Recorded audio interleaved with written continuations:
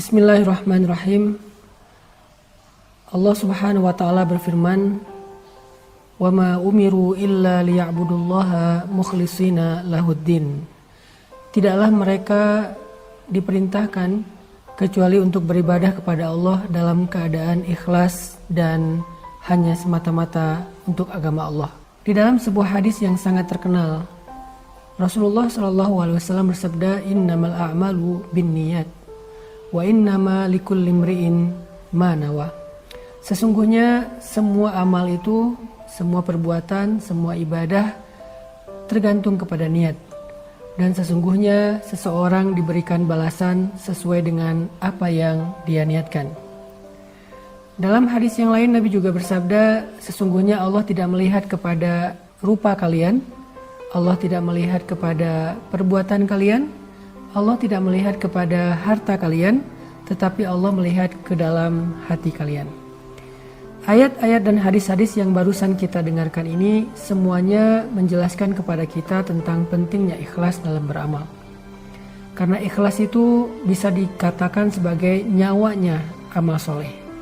Amal soleh yang tidak dibarengi dengan keikhlasan seperti jasad tanpa nyawa, maka dia disebut sebagai mayit, orang yang mati. Dan orang yang mati, mayit ini tidak bermanfaat, tidak bisa memberikan manfaat, tidak juga memberikan mudarat, tidak bernilai. Bangkai tidak bernilai. Sesuatu bernilai ketika ada ruhnya, ada nyawanya. Begitu juga dengan teknologi. Kita memiliki perangkat yang bagus, tetapi kalau tidak ada softwarenya, tidak ada datanya, maka tidak bernilai. Masihkah kita ingat ketika misalnya kita mengalami musibah, handphone kita rusak, laptop kita rusak. Memang kita sedih karena perangkatnya, handphonenya rusak. Tapi apa yang paling kita sedihkan? Rasa kehilangan apa yang paling besar muncul ketika handphone kita rusak? Bukan handphonenya, kita bisa membelinya. Tetapi yang paling berharga yang kita ngerasa kehilangan itu adalah datanya, fotonya, chatnya, beberapa file yang sengaja kita simpan di perangkat itu. Itulah nilainya ikhlas di dalam amal. Sehingga kata Nabi, Allah tidak melihat perangkatnya, Allah tidak melihat packagingnya, casingnya, tetapi Allah melihat data yang ada di dalam perangkat tersebut. Kalau kita analogikan dengan perangkat ataupun handphone.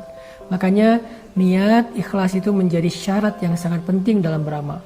Orang bisa saja beramal dengan amalan yang luar biasa sampai membuat malaikat merasa cemburu. Tetapi kalau niatnya melenceng, maka amalannya sama sekali tidak bernilai di mata Allah Subhanahu wa taala. Bagaimana cara kita belajar tentang ikhlas agar amal kita diterima oleh Allah dan Allah membalas kita pahala ataupun jaza balasan itu tergantung niat, bukan tergantung amalan. Ada orang yang beramal dengan amalan kecil tetapi karena niatnya karena Allah, maka Allah membalas niatnya. Ada bahkan orang yang ketika beramal dia salah, dia keliru, dia lupa, tetapi niatnya benar, maka Allah memberikan dia balasan seperti niatnya, bukan seperti amalannya. Bagaimana cara kita belajar ikhlas, teman-teman? Salah satu di antara cara belajar ikhlas itu adalah belajar memperbanyak amal rahasia. Karena amal soleh itu ada dua, ada sirran, ada alaniyatan. Ada sirran, ada jahran. Amal itu ada yang rahasia, ada yang tampak. Kita mungkin selama ini banyak sekali menampakkan amal-amal kita kepada makhluk, kepada manusia. Kita posting, kita story, kita feed, kita update status, kita sampaikan ke teman kita ceritakan ke orang banyak, kita lakukan di depan orang yang melihat kita. Ini adalah amalan-amalan yang tampak. Amalan ini baik, tetapi tidak melatih keikhlasan kita. Kita akan mudah sekali ikhlasnya terganggu ketika orang menghargai kita, memuji kita, komennya komen-komen yang baik, mendoakan kita, bahkan mungkin menyebut-nyebut kebaikan kita. Sehingga kita nggak pernah belajar ikhlas. Ketika kita nggak belajar ikhlas, amalan-amalan yang tadi luar biasa bisa saja rusak dan tidak bernilai di mata Allah Subhanahu wa taala. Maka untuk belajar ikhlas itu, coba kita belajar menikmati amalan rahasia. Ini adalah kunci ikhlas yang luar biasa. Belajar menikmati amalan rahasia. Apa amalan rahasia? Amalan yang tidak ada yang tahu kecuali kita dengan Allah saja. Amalan yang bahkan mungkin orang terdekat dengan kita nggak tahu. Pasangan kita nggak tahu, orang tua kita nggak tahu, anak kita nggak tahu, sahabat kita nggak tahu, apalagi netizen nggak tahu. Cuman Allah kemudian kita saja yang tahu. Coba tanya sama diri kita masing-masing. Udah berapa banyak amalan yang kita lakukan secara diam-diam? Udah berapa lama kita melakukan satu kebaikan secara rahasia, biar Allah saja yang tahu. Kita sama sekali nggak ingin manusia tahu. Bahkan kita merasa sedih ketika ada orang yang tahu. Kita merasa sedih ketika ada orang yang mendapati atau melihat kita melakukan itu.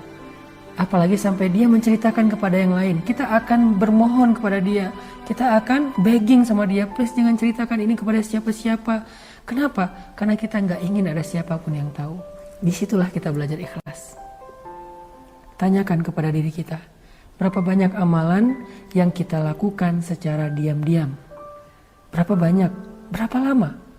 Disitulah kita belajar ikhlas. Kalau kita udah biasa menikmati amalan yang hanya kita tujukan di hadapan Allah, amalan zikir, sholat, tilawah, sedekah, kita lakukan secara dawam dalam waktu yang lama, dan kita tetap menjaga kerahasiaannya daripada manusia, insya Allah kita termasuk orang yang mukhlisin lahuddin. Orang yang seperti ini gak mudah digoda oleh syaitan. Makanya syaitan mengatakan illa ibadakal mukhlasin, kecuali hambamu yang ikhlas. Itu sulit sekali itu digoda oleh syaitan. Dia susah digoda untuk ria, sombong, besar kepala, bangga diri, sum'ah. Gak bisa. Kenapa? Karena amalannya rahasia antara dia dengan Allah saja. Ada beberapa kalimat dari ulama yang luar biasa tentang bab ikhlas yang saya pernah mencatat. Di antaranya kata Imam Ibnul Qayyim Al-Jauziyah, ulama ul-wa'z, ulama yang sering memberi nasihat-nasihat yang luar biasa. Kata Imam Ibnul Qayyim Al-Jauziyah, orang yang beramal tetapi tidak ikhlas itu ibarat seorang musafir yang mengisi bawaannya dengan pasir dan batu, dan bawaan itu tidak bermanfaat bagi dia, hanya memberatkan punggungnya. Itulah orang yang beramal tetapi tidak ikhlas. Rugi ya, kita beramal capek-capek tetapi tidak bernilai di mata Allah Subhanahu wa taala. Ada juga cerita tentang zamannya Khalifah Harun ar-Rasyid, seorang khalifah Islam, raja Islam di masa Abbasiyah. Disebutkan bahwa di antara prajurit-prajurit Harun ar-Rasyid, para mujahid, para tentara, para pembela negara, di antara prajurit-prajurit Harun ar-Rasyid itu ada prajurit yang kalau di kita disebut Kopassus, pasukan khusus yang berjumlah 20.000 orang. Kenapa mereka disebut Kopassus, pasukan khusus?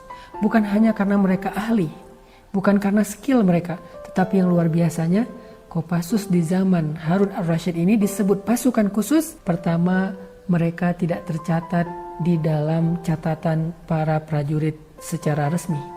Tidak dicatat. Kenapa tidak dicatat? Agar tidak diketahui oleh siapapun. Yang kedua, mereka tidak pernah mengambil gaji mereka, hak mereka, karena mereka sudah mengikhlaskan semua perjuangan mereka untuk diketahui oleh Allah saja dan mendapatkan jaza balasan hanya dari Allah saja. Itulah Kopassus di zaman Harun ar-Rasyid.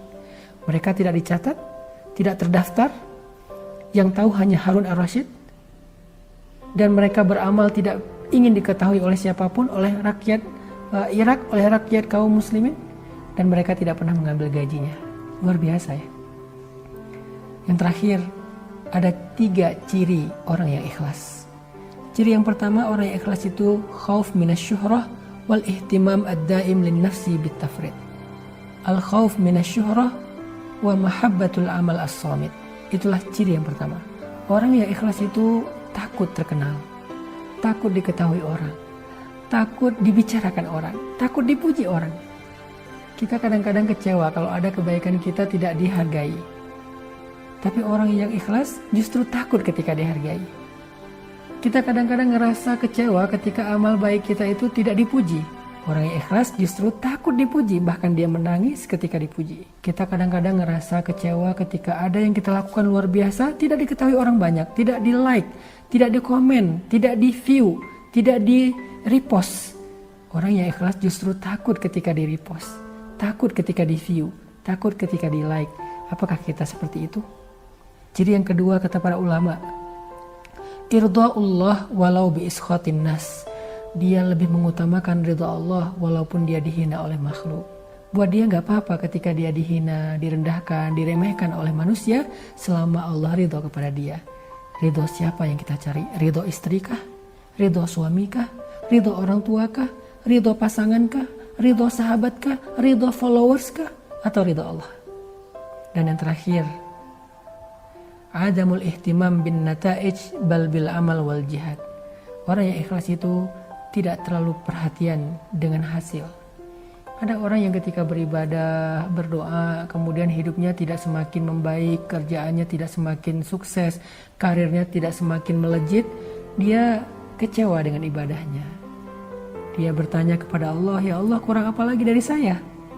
Seolah-olah Allah itu tidak menghargai kebaikan dia, ibadah dia. Ini bukan orang yang ikhlas. Orang yang ikhlas, dia beribadah kepada Allah, dia mengharapkan kebaikan di sisi Allah, tetapi hasil yang dia dapatkan dalam kehidupan dunianya tidak akan mempengaruhi semangat ibadahnya. Mudah-mudahan kita termasuk orang yang ikhlas di bulan Ramadan dalam semua amal-amal soleh kita. Ingat, catat, belajar ikhlas salah satunya adalah dengan menikmati ibadah rahasia. Barakallahu fikum.